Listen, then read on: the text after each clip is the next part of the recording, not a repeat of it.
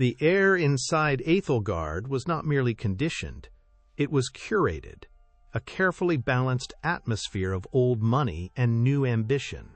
It smelled of beeswax polished into century-old mahogany, of truffles flown in from Piedmont, and of the faint, almost imperceptible tang of fear from those who felt they did not truly belong. Crystal chandeliers hung from the vaulted ceiling not as sources of light, but as frozen constellations, their brilliance absorbed by the dark wood paneling and the deep velvet of the booths. The sound was a symphony of hushed power, the gentle clinking of silver against porcelain, the muted murmur of conversations that could shift markets or topple governments, the whisper of leather shoes on a Persian rug so thick it swallowed footsteps whole. In this gilded sanctuary, the staff were trained to be ghosts, efficient specters in starched black uniforms. Alara Vance was the most accomplished ghost of them all. Her movements were a study in economy, her face a mask of serene professionalism, a carefully constructed emptiness that invited no conversation and betrayed no thought. To the patrons, she was a pair of hands that refilled a water glass, a shadow that cleared a plate. But behind the placid facade, within the quiet confines of her mind, a universe of furious complexity churned. As her hands expertly uncorked a vintage Bordeaux, her brain was mapping the intricate dance of phenolic compounds, the very molecules that gave the wine its structure and longevity.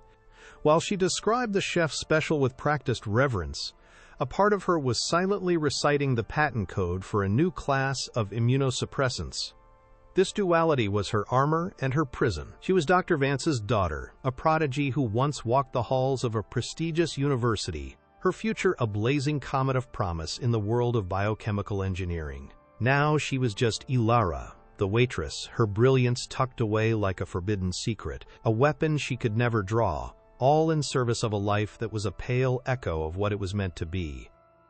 The reason for her exile from that world of promise had a face, a name, and a scent she could recall in her darkest moments, the sterile, antiseptic smell of a long-term care facility. Her father, Dr. Alistair Vance, a man whose mind had once been a brilliant labyrinth of scientific discovery, now sat in a wheelchair, his gaze lost somewhere in the middle distance. A massive stroke had stolen his voice, his mobility, and the light from his eyes. It was not a random act of biology, but the final, devastating blow from a corporate war he never stood a chance of winning. A hostile takeover, a wolf in a tailored suit devouring his small research firm, had been the catalyst. They had taken everything: his life's work, the culmination of decades of research, the very patent that was to secure their family's future. The stress, the betrayal, the financial ruin had been a relentless pressure, a slow, crushing weight that finally ruptured a vessel in his brain, silencing the greatest man she had ever known. And so, Ilara traded her lab coat for an apron, her research grants for meager tips, every dollar a small stone in the massive wall of medical bills that kept her father alive but not living. The delicate equilibrium of the restaurant shifted when Julian Thorne arrived. It was not a loud disruption, but a subtle gravitational pull, as if the room's center of gravity had suddenly relocated to his table. The maitre d', a man who exuded an unshakable stoicism, seemed to bend slightly at the waist in Thorne's presence. Other diners, titans of industry and finance in their own right, cast furtive, respectful glances his way. Thorne moved with an air of absolute ownership, not just of his own body, but of the very space he occupied. He wore a suit of such exquisite tailoring that it seemed less like clothing and more like a second skin, a dark armor of wealth. A Patek Philippe watch gleamed on his wrist, not as a time-telling device, but as a quiet declaration of his place in the world. He did not look at the staff. He looked through them, his eyes scanning the room for equals and finding none, his expression a permanent, placid mask of bored contempt. He was the founder and CEO of Thorne Biopharma, a name that was, to Ilara, a curse whispered in the dead of night. Ilara was assigned his table. A cold, heavy knot formed in her stomach, a familiar dread she had to swallow down like bile. She approached with the practiced grace of a seasoned professional, her face a perfect, unreadable canvas. He ordered for himself and his guest, a nervous-looking investor, without making eye contact, his words clipped and dismissive. As the meal progressed, Elara moved in and out of their orbit, a silent satellite, her presence acknowledged only by the briefest, most impatient of gestures. Later, while clearing a nearby table, she spotted it on the floor, half tucked beneath the velvet booth, a sleek, black leather wallet. Her heart hammered against her ribs. She knew, with a sickening certainty, whose it was. For a fleeting moment, a dark, tempting thought slithered through her mind. To leave it, to let it be lost. But that was not who she was. That was who he was. With a steady hand, she retrieved it, approached his table, and held it out. "Your wallet, sir," she said, her voice a low, professional murmur. "I believe you dropped this." The stage is set for a confrontation that will change everything. A simple act of honesty is about to ignite a firestorm of arrogance and revelation, bringing two worlds, bound by a secret history of genius and betrayal, into a collision course right here in the heart of New York City. We're about to witness a battle not of fists, but of intellect and memory. Before we continue, we'd love to know where this story is reaching you today. Comment your city or country below, and if you believe in stories where the underdog finally gets their day, be sure to subscribe to join our community of story lovers. Your support helps us bring more tales like this to you, and we are grateful to have you watching from every corner of the globe. Julian Thorne took the wallet from her without a word of thanks. His eyes, cold and gray as a winter sea, finally landed on her, but they held no recognition, only suspicion. He opened the wallet with a theatrical slowness, his gaze fixed on her face as his manicured fingers methodically thumbed through the cash inside. One bill, then another, then a third. It was a deliberate, calculated performance for his guest, a silent, humiliating accusation that she, the lowly waitress, might have been tempted by its contents. A wave of heat washed over Elara's face, a flush of shame and fury that she fought to control.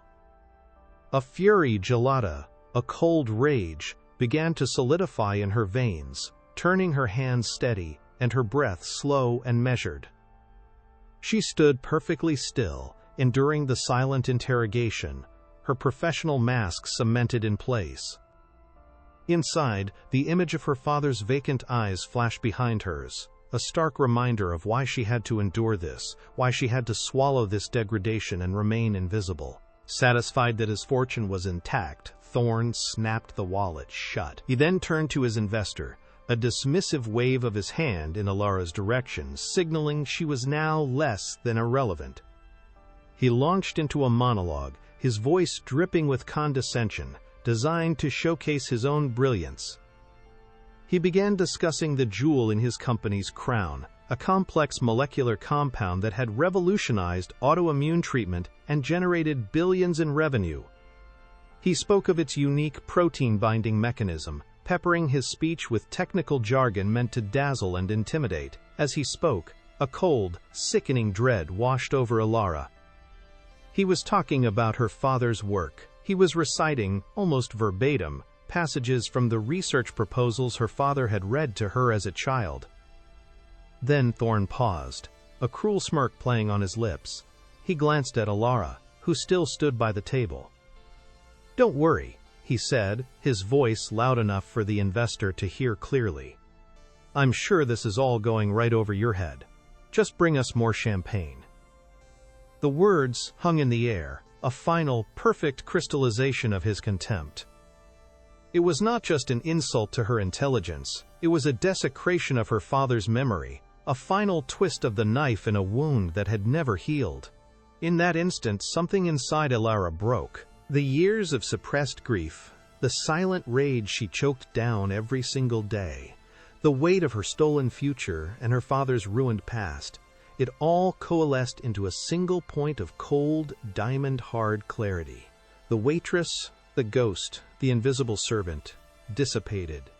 In her place stood a scientist, In her place stood a daughter, the image of her father, not as the broken man in the chair, but as the vibrant genius in his lab, filled her mind, his voice echoing in her memory, explaining the very science this thief was now butchering. Her posture, once slightly bowed in deference, straightened, her chin lifted.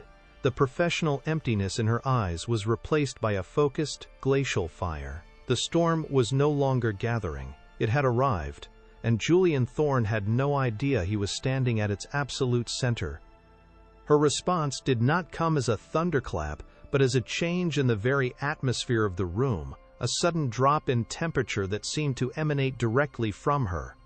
The air around Julian Thorne's table grew still, the ambient murmur of the restaurant fading into a distant, irrelevant hum.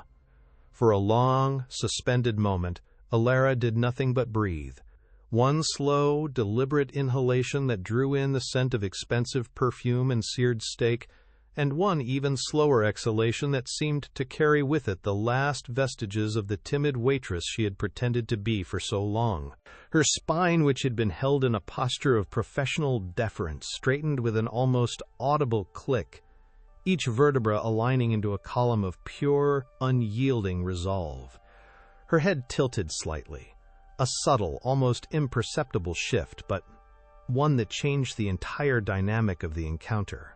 She was no longer looking up at him from a position of service. She was looking directly at him, her gaze level and unnervingly clear. The mask of polite emptiness she wore so well did not crack.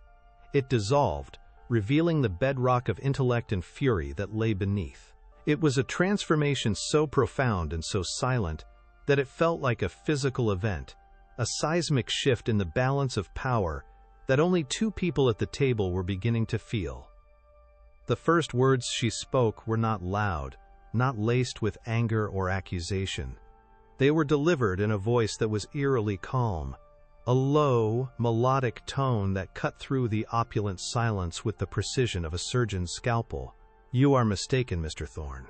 It was a simple statement of fact, devoid of emotion, yet it landed with the force of a physical blow. The investor, a man named Marcus Cole, who had been lifting a forkful of truffle risotto to his mouth, froze mid-action, his eyes widening in disbelief. He looked from Alara to Thorne, a silent spectator to a drama he could not possibly comprehend. Thorne himself blinked, his smug expression faltering for the first time. The condescending smile remained plastered on his face, but it was a hollow thing now, a facade that could not quite conceal the flicker of confusion in his cold, gray eyes. He had been so immersed in his own performance, so certain of his audience's ignorance, that her quiet contradiction seemed like a sound from another dimension, a note so out of place it momentarily broke his understanding of the world. He started to form a retort, a sharp, dismissive quip to put the servant back in her place, but the words died in his throat as she continued to speak, her voice gaining a chilling, authoritative resonance. The compound's primary mechanism of action is not, as you suggest, a simple competitive inhibition of the Janus kinase pathway. That is a rudimentary and frankly outdated understanding of its function. A more accurate description would be that it acts as a covalent modifier, forming an irreversible bond with a specific cysteine residue, CYS 909, in the JH2 pseudokinase domain. This specificity is what prevents the widespread off-target effects you see in first-generation inhibitors. Her words were a torrent of scientific precision, each term chosen with deliberate care, each concept flowing seamlessly into the next.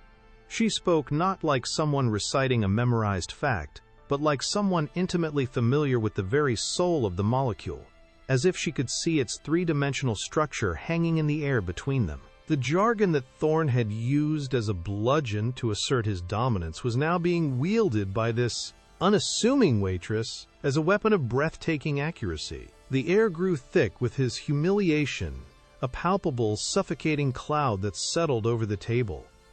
The silence was no longer merely quiet, it was profound, a vacuum created by the sudden and total annihilation of his authority. He was a king who had just been informed in excruciating detail by a commoner that his crown was a cheap forgery and his castle was made of sand. she wasn't finished. Her gaze remained locked on his, unblinking, relentless. Furthermore, your assertion about its metabolic stability is flawed. While the piperidine ring does enhance its solubility, it also creates a vulnerability to CYP3A4-mediated oxidation, which is why dosage must be carefully monitored in patients with even moderate hepatic impairment. The original research, I believe, proposed a fluorinated analog to mitigate this very issue, a path that Thorne Biopharma evidently chose not to pursue, likely due to the increased manufacturing costs. This final detail was the killing blow. It was not just a correction, it was an indictment of his business practices, a suggestion that he had prioritized profit over perfection, a sin in the world of pure science. She was not just reciting facts anymore, she was telling a story he didn't want told, the secret history of a discovery he had claimed as his own. The investor, Marcus Cole, slowly lowered his fork to his plate, the clink of silver on porcelain sounding like a gunshot in the cavernous silence. His face was a mask of astonishment and dawning realization. He was not just witnessing a waitress correct a billionaire, he was witnessing an expert dismantle an amateur, and the implications of that were beginning to ripple through his mind, re-evaluating the very foundation of the deal they were there to discuss. Julian Thorne's face, which had been a carefully controlled mask of bored superiority, began to crumble. The blood drained from it, leaving a pallid, waxy sheen under the soft lights of the chandeliers. Then, just as quickly, a dark, mottled flush crept up his neck, a tide of pure, narcissistic rage. His lips, once curved in a self-satisfied smirk, were now a thin, bloodless line. His hands, which had been resting elegantly on the table, curled into tight, white-knuckled fists. The illusion of the untouchable titan had been shattered, and in its place was a man, small and furious, exposed in his intellectual nakedness in front of a man he was trying to impress. He could not process the reality of the situation. How could this woman, this server, this non-entity in a black uniform, possess such knowledge? The question was an impossible paradox that his arrogant mind could not solve, and so it defaulted to its most primal instinct, to destroy the source of its cognitive dissonance. He couldn't attack her argument. He barely understood it himself, so he had to attack her, to erase her, to reassert the natural order of his world where he was the sun and she was a speck of dust. He did not raise his voice. Shouting was for the powerless. His voice, when it finally emerged, was a low, venomous hiss, a sound more menacing than any roar. It was directed not at Elara but past her, towards the maitre d', who was already hurrying towards the table, his face a mask of alarm. "Get her out of here." The words were quiet, but they carried the weight of an executioner's sentence. The maitre d' stopped short, his professional composure cracking under the sheer intensity of Thorne's fury. He looked from his boss's contorted face to Elara's unnervingly calm one, utterly lost. Thorne's eyes, burning with a cold fire, finally snapped back to Elara. "Not just out of the restaurant. Out of my company. You are fired." Effective immediately, he spat the words out like poison, each one a small, satisfying act of vengeance. He was using the only power he had left, the crude, blunt instrument of ownership. He could not defeat her mind, so he would crush her livelihood. It was a desperate, pathetic move, the act of a king throwing a tantrum, but in this gilded cage, it was law. The finality of his decree hung in the air, a guillotine that had just fallen, severing her connection to this place, to her income, to the fragile stability she had fought so hard to maintain for her father. Elara felt a strange, dual sensation wash over her. There was the cold, sickening lurch in her stomach, the primal fear of the unemployed, the sudden, terrifying calculation of how many weeks she had until her father's medical bills would become an insurmountable mountain. The single thread she had been clinging to for years had just been snipped with casual brutality. But beneath the fear there was something else, something she hadn't felt in a very long time, a sense of release. It was the exhilarating, terrifying freedom of a prisoner who had finally spoken the truth, Consequences be damned. For years she had worn her invisibility like a shield, enduring 1,000 tiny humiliations, swallowing her pride and her grief, all to maintain this fragile peace. In the span of 90 seconds, she had torched that peace, and in its ashes, she felt the first embers of her old self beginning to glow. The scientist, the prodigy, the daughter of Alistair Vance, had finally stood up. The cost was immense, but the silence had become more suffocating than any hardship. She met Thorne's hateful glare with a look of her own, not of defiance, but of something far more unsettling to him: pity. She saw him for what he truly was: a hollow man, a thief of genius, a king ruling over a stolen kingdom. The maitre d', whose name was Geoffrey, finally found his voice, stammering an apology to Thorne before turning to Alara with a pained expression. "Miss Vance," he began, his voice barely a whisper, "please, come with me." He gently took her elbow, his touch a mixture of professional duty and genuine sympathy. The walk from the table to the staff entrance felt like a mile. Every eye in the dining room seemed to follow her, whispers rising in her wake like the rustling of dry leaves. She could feel the stares on her back, a mixture of curiosity, scorn, and perhaps, from a few of the other servers, a flicker of secret admiration. She was acutely aware of the scene she had caused, the disruption of the carefully curated tranquility of Athelgard. She had broken the cardinal rule. She had become visible. She had reminded the gods that the ghosts who served them had minds and memories of their own. As Geoffrey led her through the swinging doors into the chaotic, clattering world of the kitchen, the opulent silence of the dining room was replaced by the crash of pans and the shouts of chefs. It was a transition from one world to another, a brutal and immediate exile. Her time in the gilded cage was over, and she was now cast out into the cold, uncertain reality of the city. In the cramped, windowless manager's office, Geoffrey avoided her gaze, his face etched with regret. He was a decent man, trapped in an indecent system, forced to carry out the whims of a petty tyrant. "I'm so sorry, Alara," he said, fumbling with a small stack of paperwork. "He's the owner. My hands are tied." He pushed a small envelope across the desk towards her. "Your final pay. Cash. He wants you off the premises immediately." The envelope felt impossibly light in her hand. A pathetic compensation for the years of her life she had poured into this place, for the dignity she had sacrificed night after night. She tucked it into her pocket without looking at it, her mind already racing, trying to process the enormity of what had just happened. The shock was beginning to wear off, replaced by a dull, aching dread. The image of her father's face, his eyes trusting and dependent, swam in her vision. She had not just lost a job, she had failed him. The thought was a physical pain, a tightening in her chest that made it hard to breathe. She had let her pride, her anger get the best of her, and now he would be the one to pay the price for her moment of rebellion. She was led to the staff locker room to gather her meager belongings, a worn copy of a biochemistry textbook she read on her breaks, a spare apron, and a small, framed photo of her parents, taken years ago on a sunny afternoon in a park. Her mother was laughing, her head thrown back, her arm linked through her father's. Her father was smiling, a gentle, contented expression on his face, a look of pure, unadulterated happiness that she hadn't seen in nearly a decade. She traced the outline of her mother's face with her finger, a fresh wave of grief washing over her. Her mother had passed away just before her father's company was destroyed, spared the pain of seeing the man she loved broken so completely. Sometimes, Alara thought of it as a small mercy in a sea of cruelty. She carefully wrapped the photo in her apron and placed it in her bag, the weight of her failure pressing down on her shoulders.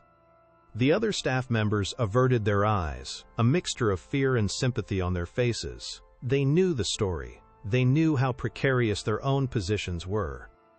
In Athelgard, justice was not a concept. Power was the only currency, and Julian Thorne owned the entire bank.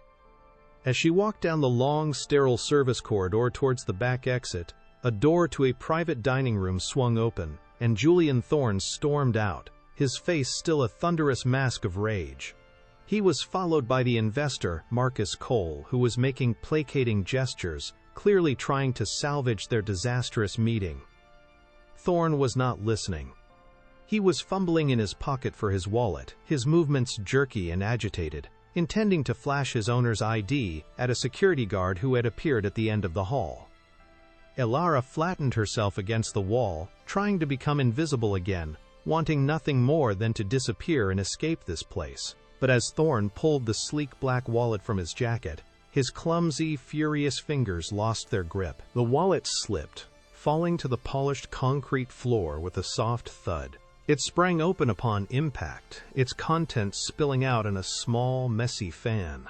A black credit card, a few crisp $100 bills, and a single, small, faded photograph. The image, worn and creased at the edges from years of being carried, fluttered for a moment in the air before landing face up, directly at Elara's feet.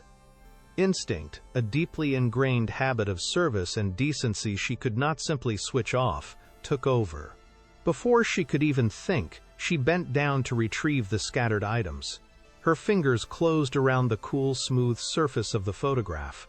She picked it up, intending to hand it back with the rest, to complete this final, humiliating act of servitude, and be gone. But as she turned it over in her hand, the world stopped. It didn't slow down, it ceased to exist. The sounds of the corridor, Thorne's angry muttering, the distant clang of the kitchen, all of it vanished into a deafening silence. Her breath caught in her throat, a painful, sharp gasp. Her heart, which had been pounding with anxiety, seemed to stop beating altogether. The woman in the photograph, her image softened and yellowed by time, was smiling a gentle, tired smile. She was wearing a starched white nurse's uniform, a small pin on her lapel identifying the hospital where she had worked for over 20 years. Elara's mind fractured, struggling to reconcile the impossible image before her with the reality of her situation. It was a picture of her mother. A torrent of memories, a violent, chaotic flood broke through the dam of her grief. She saw her mother coming home late at night, smelling of antiseptic and coffee, her face etched with exhaustion but her eyes still kind. She remembered her mother telling stories of her day, tales of small victories and quiet tragedies in the emergency room. One story, in particular, surfaced from the depths of her memory with horrifying clarity. A terrible car accident on the interstate, years ago. A young man, arrogant and rich, driving too fast in a sports car. He had been critically injured, bleeding out on the side of the road. Her mother, on her way home from a double shift, had been the first on the scene. She had used her belt as a tourniquet on his leg and kept pressure on a deep wound in his side, her calm, steady voice keeping him from slipping into shock until the paramedics arrived. The doctors later said she had saved his life. He had never even thanked her. He had sent a ridiculously expensive bouquet of flowers to the hospital a week later, with a sterile, unsigned card. Her mother had laughed it off, saying that some people just didn't know how to show gratitude. Elara's gaze lifted from the photograph in her trembling hand to the face of the man standing before her. The pieces of her life, scattered and broken for so long, suddenly slammed into place with the force of a cosmic collision, forming a picture of such monstrous, unbelievable cruelty that it stole the air from her lungs. This man, Julian Thorne, the man who had stolen her father's life's work, the genius that had been the bedrock of their family, the man who had driven her father into a state of living death through his ruthless greed, the man who had just humiliated her and stripped her of her livelihood with a casual flick of his wrist. This same man was the anonymous, arrogant boy whose life her mother had saved on a dark stretch of highway all those years ago. He was not just the architect of her family's ruin. He owed his very existence, every breath he took, every billion he made, to the woman whose daughter he had just crushed under his heel. The paradox was so immense, so grotesquely perfect in its symmetry, that it bordered on madness. He carried the image of his savior in his wallet, like a lucky charm, while actively destroying her entire world. The cold fury that had solidified in her veins in the dining room now felt like a pale, insignificant emotion. This was something else entirely. It was a feeling that transcended rage. It was a profound, chilling clarity, a sense of destiny so sharp and terrible it was like a shard of ice in her heart. The fight was no longer just about her father's stolen patent or her lost job. It was about a cosmic debt that had gone unpaid for far too long. It was about the memory of her mother, a woman of infinite compassion, and the legacy of her father, a man of infinite brilliance. They had both been violated by this one hollow man. She looked at Julian Thorne, who was now staring at her impatiently, his hand outstretched, waiting for his belongings. He saw a fired waitress, a nobody, a ghost he had already forgotten. He had no idea that he was looking at the nexus of his entire life, the living embodiment of both his salvation and his sin. He had no idea that in his careless, arrogant cruelty, he had not just created an enemy, he had awakened a reckoning. And it was holding a photograph of her mother. She said nothing. The time for words was over. The battlefield had shifted from a restaurant dining room to the entire landscape of their shared secret history. With a hand that was now perfectly steady, she placed the $100 bills and the credit card into his waiting palm. She kept the photograph. She simply closed her fingers around the small, worn square of paper, her knuckles turning white. Thorne, too impatient to notice or care about the missing picture, snatched his things back, shoved them into his wallet, and stormed past her without another glance. He was already moving on, dismissing her from his mind as easily as he had dismissed her from his employment. He did not see the look in her eyes as he passed. He did not see the fire that had been kindled there, a blaze that would not be extinguished until it had consumed his entire fraudulent empire. As Alara walked out of the back door of Ethelgard and into the unforgiving glare of the city streets, she was no longer just a daughter seeking justice. She was an instrument of fate, armed with a truth so powerful it could rewrite history and bring a titan to his knees. The game had not ended. It had just begun. Her apartment was a small, cramped space in a less than glamorous part of Queens, a world away from the curated opulence of Ethelgard. The air here smelled not of truffles and old money, but of her neighbor's cooking and the faint, ever-present scent of old paper from the stacks of scientific journals that lined her walls. This tiny space was both her sanctuary and her prison, the place where she cared for her father and the place where she mourned the life she was supposed to have. She entered quietly, her heart a heavy, leaden weight in her chest. Her father was in his usual spot, his wheelchair positioned by the window, his gaze fixed on the bustling street below, though she knew he wasn't truly seeing it. His eyes, once so full of sharp intelligence and wry humor, were now cloudy and distant. The stroke had locked him inside himself, leaving his brilliant mind trapped within a body that would no longer obey its commands. The sight of him, so still and so silent, was a constant, agonizing reminder of everything Thorne had taken from them. Today that pain felt sharper, more visceral than ever before. She knelt beside his wheelchair, taking his limp, cool hand in hers. "Dad," she whispered, her voice thick with unshed tears. "I lost the job." She didn't know if he could understand her words, if they could penetrate the fog that now shrouded his consciousness. But she had to tell him. She had to confess her failure. For a moment, his eyes flickered, a faint glimmer of something.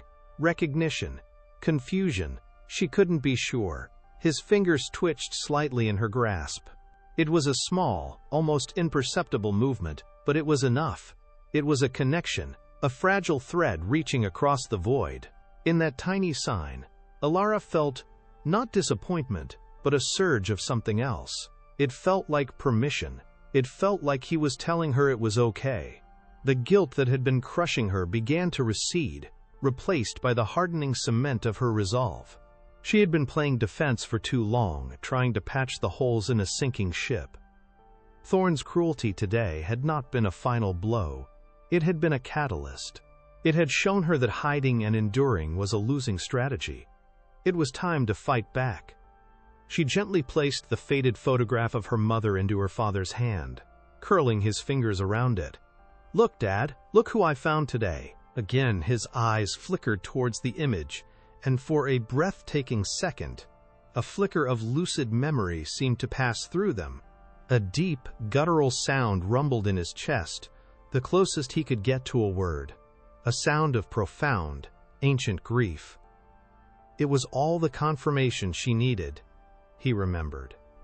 He understood. This picture was not just a picture, it was a symbol of their intertwined destinies, a key that could unlock the past. She looked from her father's broken form to the image of her mother's compassionate face, and she knew what she had to do. This was no longer about money or a job. It was about reclaiming a legacy. It was about honor. It was about ensuring that the name Alistair Vance would be remembered not as a victim, but as the giant upon whose shoulders a fraudulent empire had been built. Her personal pain was now fuel, her grief a sharpening stone for the weapon she was about to unleash. Later that night, long after her father was settled, Alara sat at her small, cluttered desk, the single lamp casting a pool of golden light on the worn wood. The city hummed outside her window, a constant, indifferent beast, but inside her small apartment, a war room was being assembled. She pulled out boxes from under her bed, boxes she hadn't opened in years. They were filled with her father's old research notes, binders thick with complex diagrams, handwritten equations, and detailed experimental logs. The pages smelled of dust and faded genius. For years, looking at them had been too painful, a reminder of a world that was lost to them forever. Tonight, they were not relics of the past. They were an arsenal. She spread the documents across her floor, creating a mosaic of her father's mind. She saw the exact date he first synthesized the compound. She saw his elegant, precise handwriting, detailing the very covalent bonding mechanism she had described to Thorne. It was all there. The proof. The origin story that Thorne had stolen and rewritten as his own. Her fingers flew across the keyboard of her old laptop, the clicking of the keys a rapid, rhythmic counterpoint to the city's hum. She wasn't just a waitress anymore. She wasn't just a caregiver. Tonight, she was the researcher she was always meant to be. She pulled up the original patent filed by her father's small firm, Vance Organics, and laid it side by side with the subsequent patent, filed by Thorne Biopharma. The language was nearly identical. A brazen, shameless act of intellectual property theft, legally sanitized by a team of high-priced lawyers. She cross-referenced dates, chemical structure filings, and submission records. A clear, damning timeline began to emerge. The hostile takeover of Vance Organics had occurred exactly 3 weeks before Thorne Biopharma filed their patent application. It was a corporate smash and grab, executed with brutal efficiency. The rage returned, but it was different now. It was cold, focused, and analytical. It was the rage of a scientist who had found an undeniable truth in the data. Thorne hadn't just stolen an idea. He had stolen a life's work, and he had left a trail. She worked through the night, fueled by black coffee and a righteous fury that felt like electricity in her veins. She mapped out Thorne's entire corporate structure, his board of directors, his key investors. She delved into financial reports, press releases, and old news articles about the takeover. She was building a case, brick by painstaking brick. She knew she couldn't do this alone. She was a brilliant biochemist, but she was not a lawyer or a journalist. She needed allies, people who knew how to navigate the treacherous waters of corporate warfare and public opinion. A name surfaced in her mind, a lifeline from her past. Professor Damien Croft.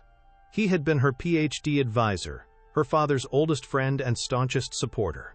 He had been devastated by what happened to Alistair and had tried to help, but Thorne's legal team had stonewalled him at every turn. Croft was a man of unimpeachable integrity and a deep, abiding hatred for the corporate corruption that had consumed the world of pure research. He was the first person she had to call. As the first gray light of dawn began to creep through her window, painting the sky in shades of bruised purple and pale orange. Ilara finally leaned back in her chair, her eyes burning from exhaustion. The floor of her apartment was a chaotic map of her father's stolen legacy. But it was no longer a scene of tragedy.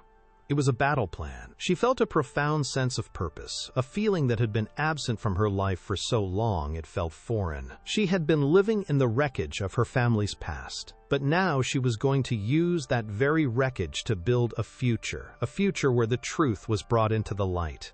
She picked up the small, framed photo of her parents from her desk. She looked at her father's smiling face, full of hope and genius. She looked at her mother's kind eyes, full of compassion and strength. They were not gone. They were with her, their spirits fueling her resolve. She was their daughter. She was their legacy. And Julian Thorne was about to learn, in the most public and painful way possible, that you can't build an empire on the ruins of a family like hers and expect it to stand forever. The first step was the hardest. It required swallowing her pride and admitting how far she had fallen. Finding Professor Croft's contact information was easy. He was still a tenured professor at Columbia University, a titan in the field of organic chemistry. Making the call, however, felt like bridging a chasm of years and failures. She dialed the number with a trembling hand, the phone feeling cold and heavy against her ear.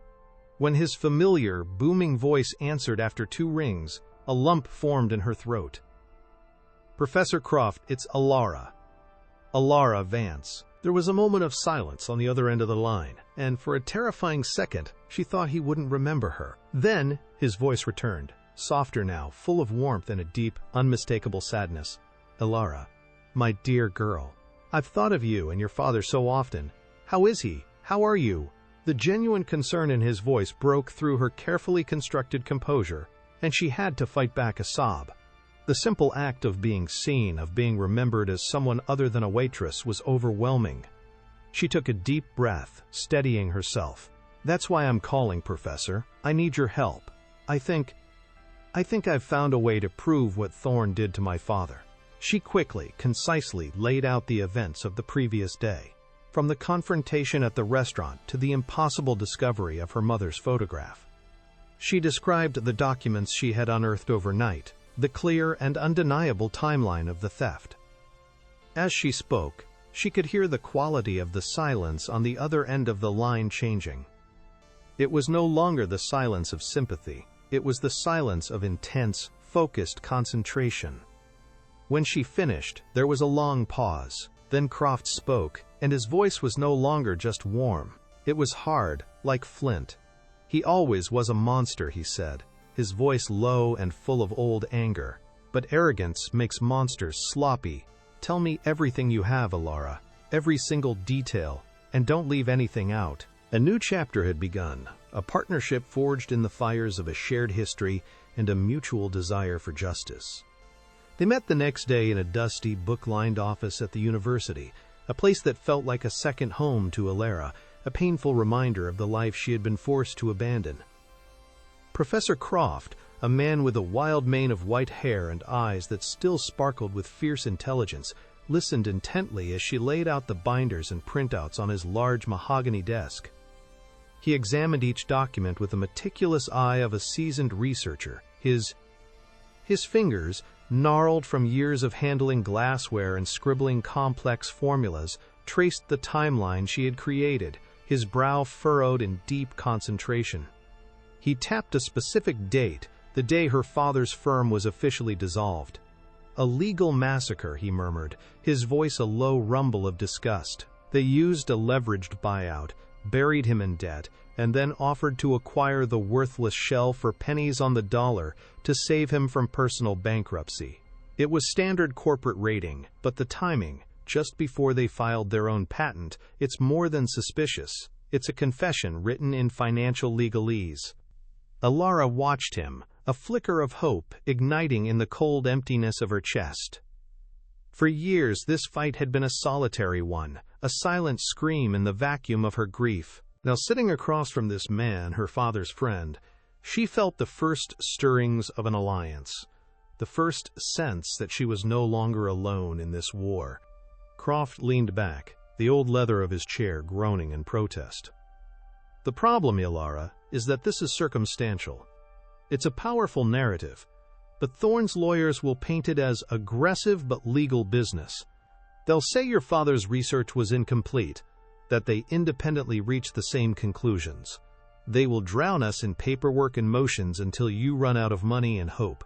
We don't need a smoking gun. We need the blueprints for the factory that built the gun. We need to prove intent. The weight of his words settled heavily in the room, extinguishing the small flame of hope that had just begun to burn. Professor Croft was right. They had the story, the emotional truth, but in the cold, unforgiving world of corporate law, that was not enough. Julian Thorne was insulated by layers of legal protection, a fortress of plausible deniability built by the most expensive lawyers in the country. Attacking that fortress from the outside would be a fool's errand, a slow and costly battle of attrition they were guaranteed to lose. A wave of despair, cold and familiar, washed over Ilara. She thought of the mountain of medical bills, the precariousness of her father's care, the sheer, overwhelming power of the man she was trying to fight. It felt impossible, like trying to dismantle a skyscraper with her bare hands. She slumped back in her chair, the exhaustion of the last 48 hours crashing down on her all at once. For a moment, the waitress, the defeated daughter, returned, her shoulders slumping under the immense pressure of it all. She saw her father's vacant stare in her mind's eye, and the familiar sting of failure pricked at the back of her eyes. Was she just prolonging the agony? Was this quest for justice nothing more than a fantasy, a final, desperate act of denial before accepting their complete and utter ruin? Professor Croft watched her, his expression softening with a deep, paternal empathy. He let the silence stretch, giving her a moment to feel the weight of her despair without judgment.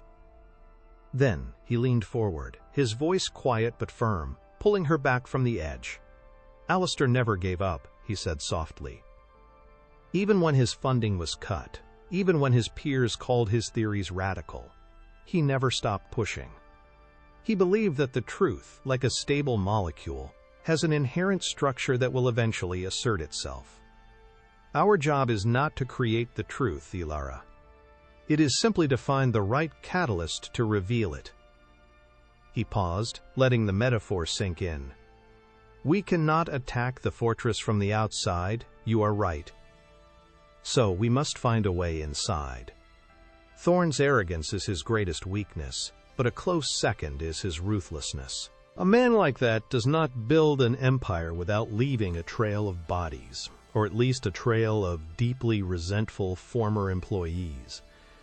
We need an insider, someone who was there for the takeover, someone who saw the documents, who heard the conversations, and who has a reason to want to see Julian Thorne fall. His words shifted the very foundation of her thinking. The despair began to recede, replaced by a new, more dangerous kind of hope. It was the hope of a hunter, no longer staring at the impenetrable walls of the fortress, but searching for a hidden door, a forgotten passage, a single, disgruntled guard willing to turn a key. The hunt for this ghost began not in the world of molecules and compounds, but in the equally complex world of human ambition and corporate history. Ilara turned her small queen's apartment into a digital command center, her laptop a portal into the past. She spent days, which bled into sleepless nights, conducting a forensic audit of Thorne Biopharma's history, specifically the period surrounding the acquisition of Vance Organics. She built a detailed map of the corporate hierarchy as it existed then, a web of names and titles, of vice presidents and legal counsel and financial analysts. She cross-referenced this map with the company's current structure, looking for discrepancies, for the fallen, the demoted, the discarded. It was a painstaking, soul-crushing process. Each name was a potential dead end, each career path a story of loyalty or betrayal she had to decipher from the cold, impersonal data of press releases and archived business journals. The city buzzed on outside her window, oblivious to the quiet, desperate war being waged in the glow of a single laptop screen. Her father sat in his wheelchair nearby, his silent presence a constant, unwavering reminder of the stakes. Every time her eyes burned with fatigue and her resolve wavered, she would look at him, and the fire in her gut would roar back to life, burning away the exhaustion and leaving only pure, crystalline purpose. After nearly a week of relentless searching, a name began to emerge from the digital noise, a faint signal in a sea of static: Arthur Finch. He had been the chief financial officer of the small firm that had originally partnered with her father, the one that Thorne Biopharma had acquired to gain access to Vance Organics. In the initial press releases following the takeover, Finch was quoted, his words full of the standard, hollow corporate optimism about a bright new future. He was a key figure, someone who would have been intimately involved in the due diligence, who would have seen the numbers, the contracts, the core of the deal. But his star had not risen within the new empire. A deeper search revealed a quiet demotion 2 years later, then another 3 years after that. Arthur Finch, the former CFO, was now a senior accountant in a forgotten subsidiary of Thorne Biopharma that dealt with medical supply logistics, a corporate exile in a digital Siberia. There was no public scandal, no press release, just a slow, quiet fade into obscurity. It was the signature of a Julian Thorne move. Not to fire someone who knew too much, but to slowly suffocate them with irrelevance until they were no longer a threat. Ilara felt a jolt of electricity. This was her target. A man who had been at the heart of the machine and was then cast aside, left to rust in a corner of the empire he had helped build. A man who almost certainly harbored a deep and abiding resentment. Finding Arthur Finch was the next challenge. He had no major public profile. His digital footprint was minimal, the mark of a man trying to keep his head down. But Ilara's research skills, honed over years of navigating dense academic databases, were formidable. She pieced together his life from fragments of public records, property deeds, and social media breadcrumbs left by his family members. She discovered he lived in a modest suburban home in Westchester, that he took the same 7:42 a.m. train into the city every morning, and that he frequented a small, independent coffee shop near his office, called the Daily Grind, every day around noon. The place was the antithesis of Æthelgard, loud, cluttered, smelling of burnt coffee and steamed milk. It was a place for ordinary people, a place where a man like Arthur Finch could feel anonymous. This was where she would make her move. The thought filled her with a terrifying mixture of dread and anticipation. This was no longer theoretical. She was about to step out from behind the screen and confront a piece of her family's painful history, a man who had stood by and watched as her father's life was dismantled. She had to believe he was not a monster, but a man who had made a compromise, a man who might still have the ghost of a conscience. The day she chose to approach him was gray and overcast, the sky the color of dirty dishwater, perfectly matching the knot of anxiety in her stomach. She sat in a corner booth at the Daily Grind, a cup of untouched coffee growing cold in front of her, her heart hammering against her ribs like a trapped bird. She rehearsed her opening lines over and over in her head, but the words felt clumsy and hollow. How do you ask a man to betray one of the most powerful people in the world? How do you ask him to risk everything? His job, his pension, his family's security, for a ghost, for a justice that was nearly a decade overdue? Then he walked in. He was smaller than she had imagined, a man in a slightly rumpled suit, his shoulders stooped, his face etched with the quiet resignation of a man who had long ago accepted his diminished place in the world. He ordered his usual, a black coffee and a plain bagel, and sat at a small table by the window, staring out at the rain-streaked street. This was it. Taking a deep, ragged breath, Ilara stood up and walked towards him, her legs feeling unsteady beneath her. Her entire plan, every hope she had, rested on the next 5 minutes, on her ability to reach the man buried beneath the layers of fear and compromise. "Mr. Finch?" she said, her voice barely a whisper. He looked up, his eyes weary and guarded, showing a flicker of surprise at being addressed by a stranger. "My name is Ilara Vance. Alistair Vance was my father." The name hit him like a physical blow. The color drained from his face, and for a terrifying moment, she thought he was going to get up and run. His eyes darted around the coffee shop, a hunted look on his face.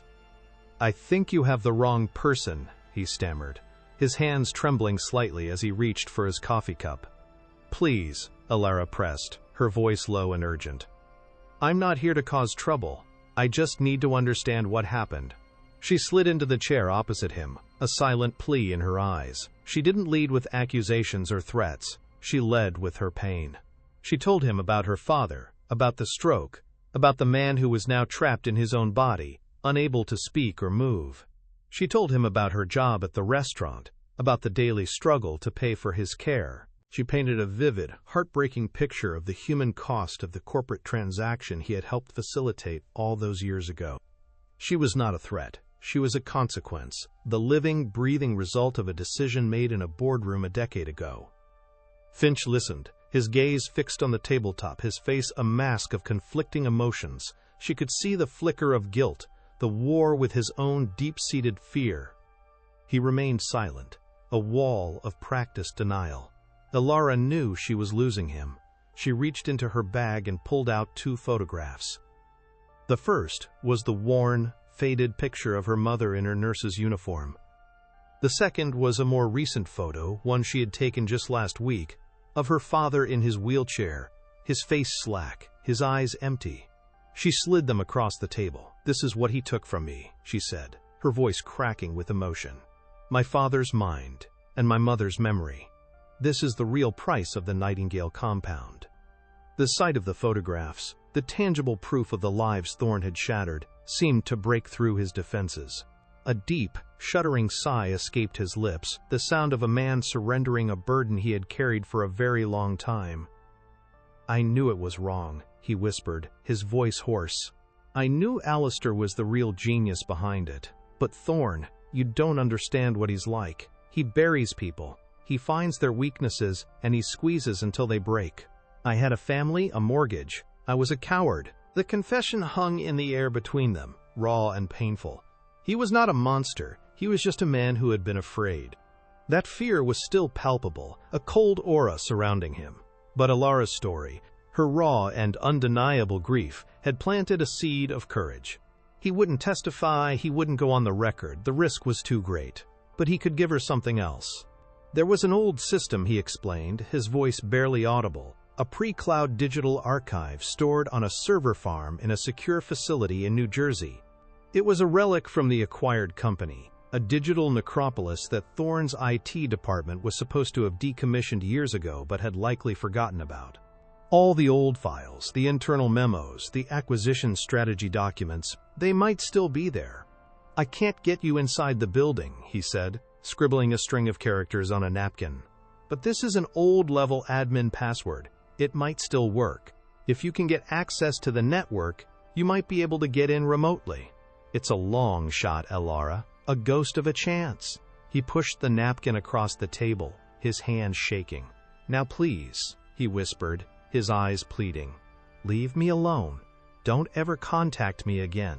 He stood up abruptly, leaving his half-eaten bagel and coffee, and walked out of the shop, disappearing into the gray afternoon, a man haunted by his past and terrified of his future. Alara was left alone at the table, the small, flimsy napkin in her hand feeling like the most valuable and dangerous object in the world. The napkin was a key to a locked room, but the room was inside a fortress, and the fortress was surrounded by a digital moat filled with firewalls and intrusion detection systems.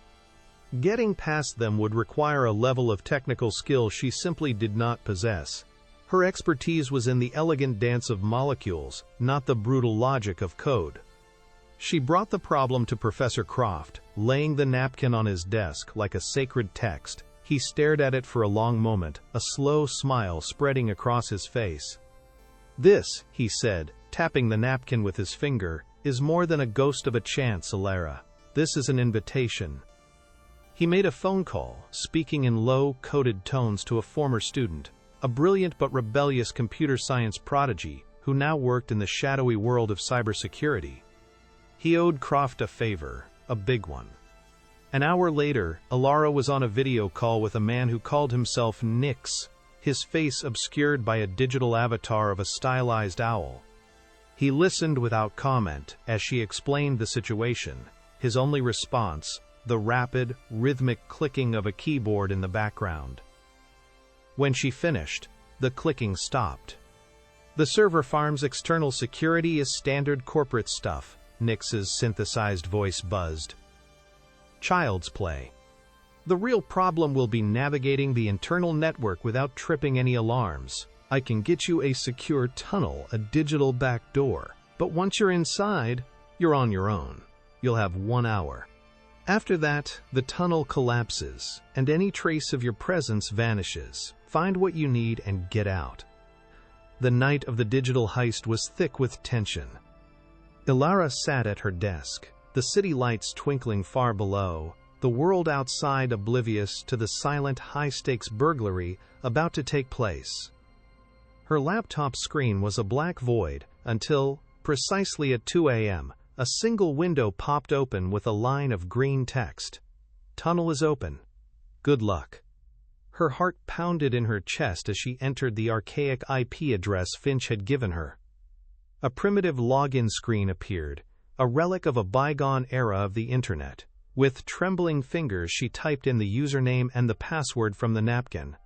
For a heart-stopping moment, nothing happened. Then, the screen flickered, and she was in. She was staring at a file directory that looked like a digital graveyard, a chaotic jumble of folders and documents, untouched for nearly a decade. The clock was ticking. 1 hour. Her mind, trained to find patterns in complex systems, kicked into high gear. She ignored the financial spreadsheets and HR documents, her eyes scanning for keywords: Vance, Nightingale, acquisition, patent. The search was a frantic, desperate race against time, each passing minute amplifying the frantic thumping of her own heart. She found it with less than 10 minutes to spare. It was a folder, deceptively named Project Nightingale Legal Strategy. Her breath caught in her throat. She clicked it open. Inside was a series of memos, a chain of emails that laid bare the entire conspiracy. She saw her father's name, his research dismissed as the work of a disorganized academic who didn't understand its commercial value. She saw the cold, calculating strategy to drive his company into the ground. And then she saw it. The final, irrefutable proof. An email from Julian Thorne himself, sent to his chief legal counsel just days before the takeover was initiated. The subject line was simple: acquisition mandate. The body of the email was short, brutal, and utterly damning. "The Nightingale compound is a billion-dollar molecule," Thorne had written. "Vance's patent is the only obstacle. We need to acquire his company and absorb the intellectual property. Use whatever financial leverage is necessary to force the sale. This is not a negotiation. It is a seizure. I want that patent, and I don't care what it costs him." There it was. Not a hint, not a suggestion, but a direct, explicit order to destroy her father for his work. It was the confession Croft had said they needed. The cold, hard proof of intent, written by the monster himself. A strange, chilling calm washed over Ilara. The frantic panic of the search, the fear of being caught, all of it evaporated, replaced by a feeling of absolute glacial certainty. There was no triumph, no joy in this discovery. There was only a profound, soul-deep sadness and a cold, hardening rage. She saved the email and the entire folder to a secure, encrypted drive. The progress bar on the file transfer a slow, steady pulse, counting down the final minutes of her digital intrusion. As the files finished copying, an alarm on her screen flashed. Tunnel closing in 60 seconds. She swiftly logged out, closed the connection, and watched as the window from Nix vanished, leaving no trace it had ever been there. She leaned back in her chair, her body trembling not from fear, but from the sheer, unadulterated power of the truth she now possessed. The screen of her laptop went dark, reflecting her own face, her eyes burning with an intensity that would have been unrecognizable to the patrons of Athelgard. She was no longer a victim seeking justice. She was an executioner, holding the signed death warrant of Julian Thorne's empire in her hands. The only question left was where and when she would swing the axe. The next morning, she met Professor Croft in his office. She didn't say a word. She simply plugged the encrypted drive into his computer and opened the file. He read the email from Thorne, his face growing darker with every word. He read it once, then a second time, as if to be sure his eyes were not deceiving him. When he was finished, he looked up at Alara, and the academic sparkle in his eyes had been replaced by the hard, cold glint of a warrior. "This is it," he said, his voice low and reverent. "This is the kill shot. A lawsuit is no longer our primary weapon, it is our follow-up. An attack like this needs to be public. It needs to be spectacular. It needs to be a wound so deep that Thorne's army of lawyers and PR agents can't possibly stitch it closed." He stood up and began pacing the room, his mind already working, formulating a strategy. We need a stage, a place where his investors, his board members, and the media are all present. A place where he feels completely, untouchably safe. A place that is the very symbol of his power and success. His eyes lit up with a sudden, brilliant idea. The Thorne Biopharma annual shareholder meeting. It's in 3 weeks. It's his coronation, his yearly celebration of himself. It's the perfect place to hold an execution. The plan began to form, a complex and audacious strategy that relied on perfect timing and unwavering nerve. Getting into the shareholder meeting would be the first obstacle. Security would be immense, and attendance was restricted to verified shareholders and their appointed proxies. A direct approach was impossible. But Professor Croft, in his long and distinguished career, had advised the university's endowment fund, a fund that, ironically, held a small, diversified position in Thorne Biopharma. It was a block of shares too small to be significant, but large enough to grant them a single proxy pass to the annual meeting. He made a call to the fund manager, an old friend, and explained the situation in broad, ethical strokes. He spoke of corporate malfeasance, of stolen intellectual property, of a grave injustice that needed to be brought to light. He didn't have to share the details. His reputation for integrity was enough. The proxy pass was granted. It was a single, unassuming piece of paper, but to Alara it felt like a key to the entire kingdom, a ticket to the final, decisive battle. In the weeks leading up to the meeting, Alara and Croft prepared with the meticulous precision of soldiers planning an invasion. They were no longer just a student and a professor, they were a two-person insurgency. Croft handled the logistics, mapping out the venue, studying the schedule of events, and identifying the exact moment for their strike. The open Q&A session, a carefully managed piece of corporate theater where Thorne would be at his most confident and his most vulnerable. Alara's job was to prepare the weapon. She crafted a presentation, a narrative that was both emotionally devastating and legally irrefutable. She would begin with her father's original research, showing his elegant, handwritten notes on the screen for all to see. She would then overlay it with Thorne's patent filings, showing the brazen, word-for-word theft. She would culminate with the email, Thorne's own words, a confession projected onto a 50-foot screen behind his head. But she knew she needed one final, personal blow. A blow that would transcend corporate crime and expose the black hole where Thorne's soul should be. She took out the faded photograph of her mother. This would be the final slide. This would be the moment the world saw him not just as a thief, but as a monster of impossible hypocrisy. The stage was set. The evidence was secured. The daughter of Alistair Vance, the invisible waitress from Aethelgard, was ready to step into the light and burn an empire to the ground. The grand ballroom of the Hilton Midtown was a monument to corporate self-congratulation.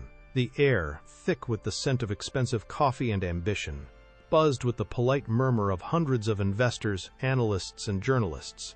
On a massive, elevated stage, bathed in the cool blue and white lights of the Thorne Biopharma logo, Julian Thorne stood at a sleek podium, a king surveying his domain. He was in his element, his voice a smooth, confident baritone, as he detailed a year of record-breaking profits, his words punctuated by the soaring lines of a stock chart projected on a screen the size of a small house. He was the master of this universe, a titan of industry, untouchable and serene. He spoke of innovation, of saving lives, of a future forged by his singular vision. It was a masterful performance, a symphony of carefully crafted lies played for an audience that wanted desperately to believe in the beautiful music of their own rising fortunes. He was a god on a mountain of his own making, and he had no idea that a force of nature, a reckoning he could not possibly comprehend, was sitting quietly in the 10th row, waiting for her turn to speak. Alara Vance felt strangely calm, a stillness at the very center of the storm she was about to unleash. She was not the same woman who had served Thorne his champagne just a few weeks ago. The waitress's uniform had been replaced by a simple, elegant, dark gray suit, a quiet armor that spoke of professionalism and seriousness. Her hair was pulled back, her face was clear of all but the most minimal makeup, and her eyes, once carefully guarded and empty, were now sharp and focused, holding a glacial fire that burned with a cold, steady light. She was no longer hiding. She was no longer invisible. She was Dr. Alistair Vance's daughter, a scientist in her own right, and she had come to this temple of falsehood to speak the one language it could not defend against, the absolute, unassailable truth. She held the proxy pass in her hand, the paper cool against her skin. In her mind, she saw her father's face, not the vacant mask of his illness, but the vibrant, smiling face from the old photograph. She saw her mother's kind, compassionate eyes. They were her audience, her strength, the reason she was here. She was not driven by revenge, but by a profound, unyielding love, a force more powerful than all the billions Thorne had stolen. The moment came during the final 15 minutes of the meeting, the carefully stage-managed Q&A session.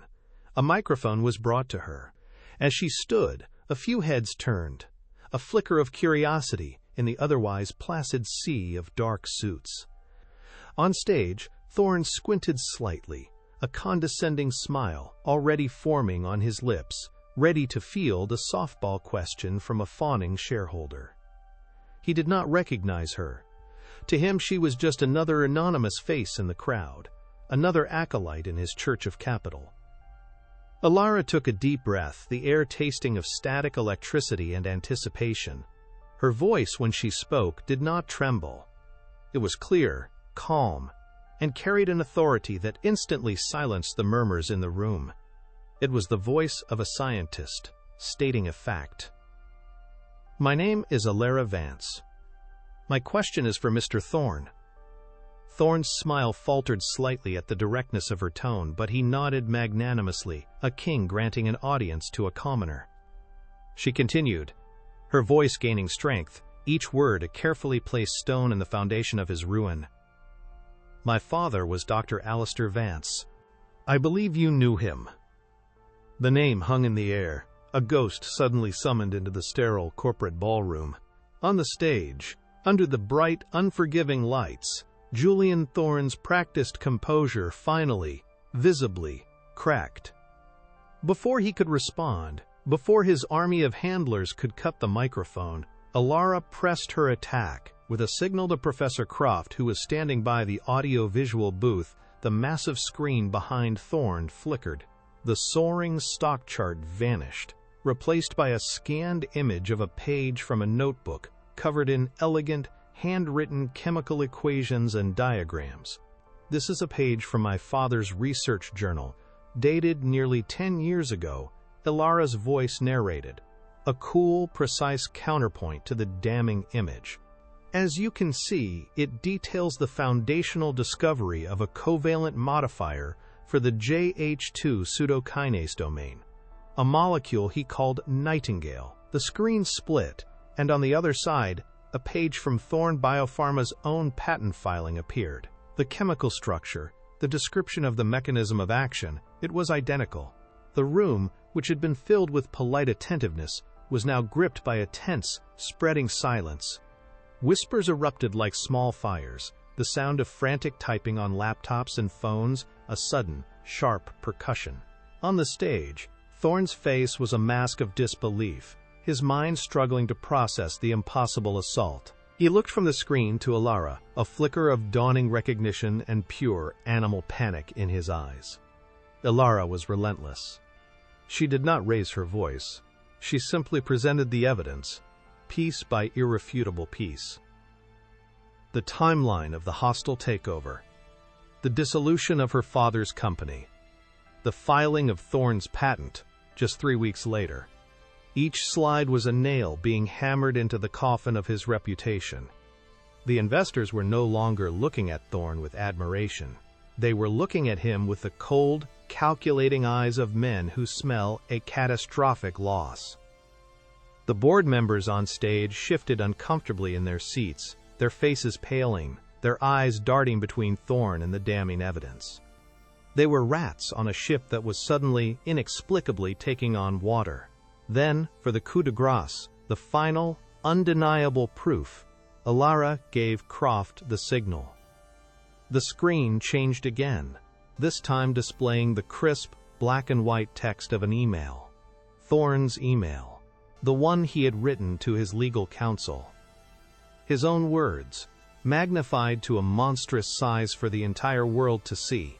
This is not a negotiation, it is a seizure. I want that patent, and I don't care what it costs him. A collective gasp swept through the ballroom. It was no longer a suspicion, it was a confession. A signed, dated confession of a crime so audacious, so profoundly unethical, that it sucked all the air from the room. Thorne staggered back from the podium, his mouth opening and closing silently, like a fish gasping for air. The god on the mountain had been struck by lightning. The silence that followed was absolute, a profound, ringing vacuum that seemed to press in on all sides. It was the silence of a truth so large and so terrible that it had momentarily stunned the world into submission. In that silence, Alara delivered the final, killing blow. She looked directly at the broken man on the stage, her gaze not of triumph but of a deep, sorrowful judgment. This company, she said, her voice echoing in the cavernous room, was built on the intellectual property stolen from my father, a theft that destroyed his health and ruined his life. But your debt to my family, Mr. Thorne, is far greater than that. The screen behind him changed one last time. It was no longer filled with data or text. It was filled with a single, faded, worn photograph.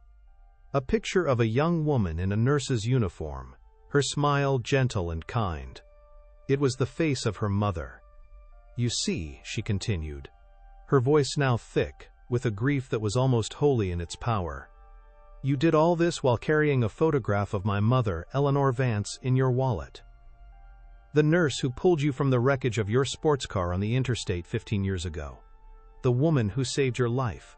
You owe my family your entire fortune, Mr. Thorne. And you also owe them your life. The final sentence landed not like an accusation, but like a final, immutable law of the universe. Julian Thorne did not just steal a patent. He had desecrated the memory of his own savior. He had committed a sin so monstrous it defied comprehension. The story was complete. The monster was revealed. And the silence was finally broken by the roar of 100 camera shutters, capturing the precise moment an empire and a man turned to dust. Type justice in the comments if you got chills when Alara Vance finally exposed the truth. The ballroom erupted into pure, unadulterated chaos. The carefully orchestrated corporate theater had transformed into a public execution. Journalists surged towards the stage, their questions a barrage of accusations. Shareholders were on their feet, shouting, their faces contorted with rage and betrayal. The board members, who moments before had been Thorne's loyal lieutenants, scrambled away from him as if he were radioactive, their faces masks of panicked self-preservation. And in the center of it all stood Julian Thorne, a man utterly destroyed. The mask of the Titan was gone, shattered into a million pieces, revealing the small, pathetic, hollow creature beneath. He didn't rage or deny. He simply stared at the image of Ilara's mother on the screen, his face a canvas of utter, soul-crushing horror. The two halves of his life, the secret salvation and the public sin, had collided, and the resulting explosion had annihilated him completely. He was a ghost, a fraud, a man who had built his life on a foundation of theft and hypocrisy, and the whole world now knew it. Security guards moved in, not to protect him, but to contain him, to escort the disgraced king from his own fallen kingdom, his reign over. Amidst the pandemonium, a man made his way through the crowd towards Ilara. It was Marcus Cole, the investor from Ethelgard, the man who had witnessed the first spark of this inferno. He didn't offer condolences or congratulations. His eyes, the eyes of a man who understood power and talent, were filled with a profound, unadulterated respect. "That was the most extraordinary thing I have ever witnessed," he said, his voice cutting through the noise. "My firm, we believe in science, not in theft. We have a new research division dedicated to pursuing truly innovative, ethical solutions.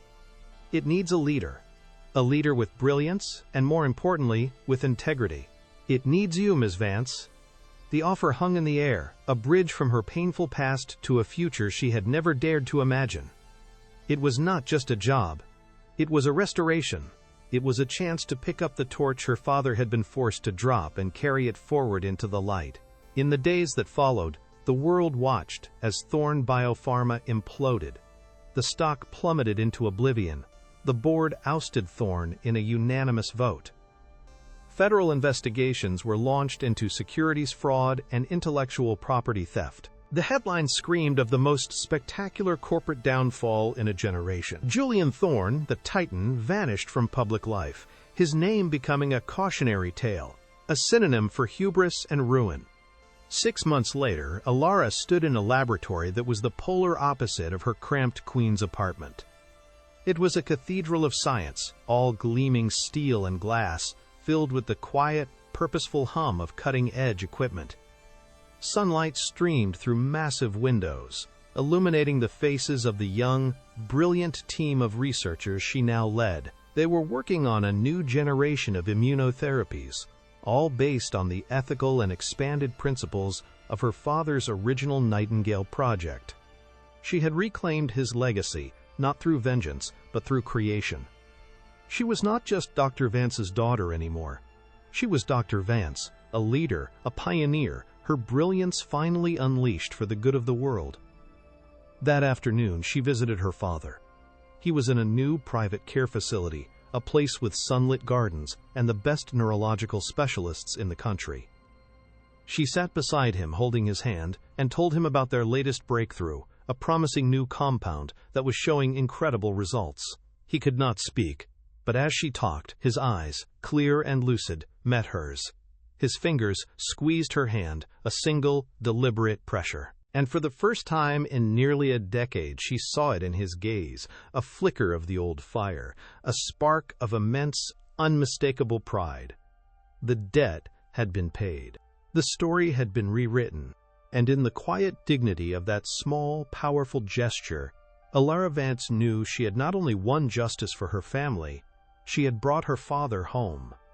If Ilara's incredible journey from underdog to powerhouse inspired you, show your support by hitting that like button and sharing this story with someone who needs to see it. And for more unforgettable stories of justice and empowerment, don't forget to subscribe and ring the notification bell. Your engagement helps us bring more powerful narratives to light, reminding us all that in the end, the truth is the most powerful force on earth, and integrity is a legacy that can never be stolen. We are grateful for every view, every comment, and every share, and we look forward to seeing you in our next story. Thank you for being a part of this journey with us, and for believing in the power of a single voice to change the world.